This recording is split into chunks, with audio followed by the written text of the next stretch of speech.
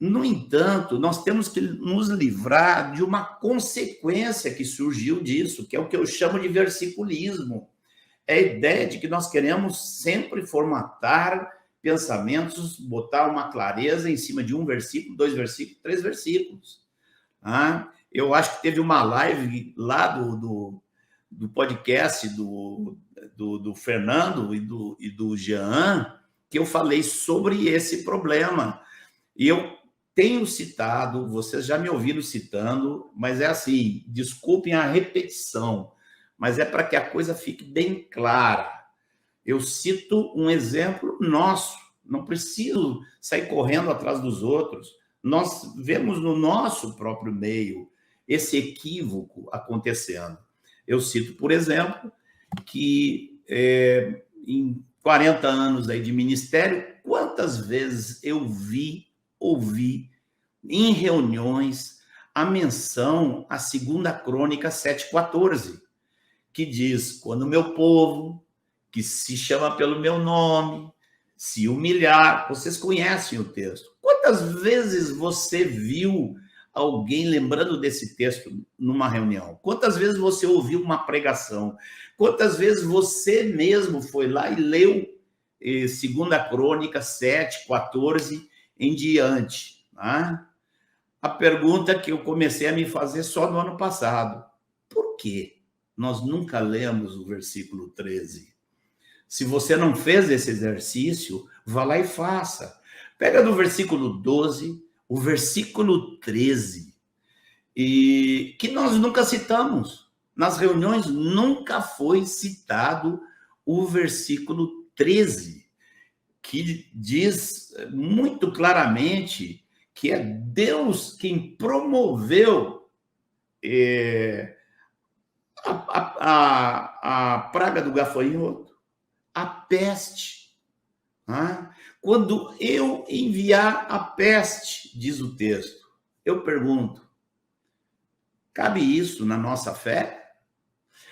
Ou a nossa fé é composta de uma seleção que nós fazemos do que nos interessa nas Escrituras?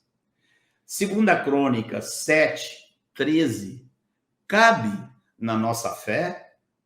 Leia 2 Crônicas 7,13 e analise o que aconteceu nos últimos 2 anos na Terra e, inclusive, dentro da igreja.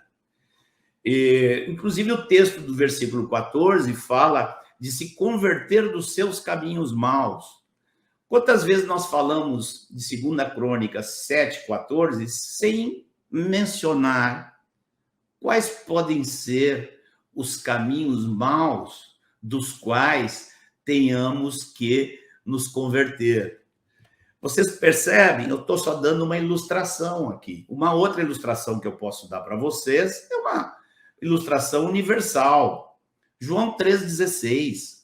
Eu acho que não existe um único cristão na face da terra que não saiba João 3,16, porque Deus amou o mundo de tal maneira que deu o seu Filho unigênito, para que todos que nele creem não pereçam, mas tenha a vida eterna.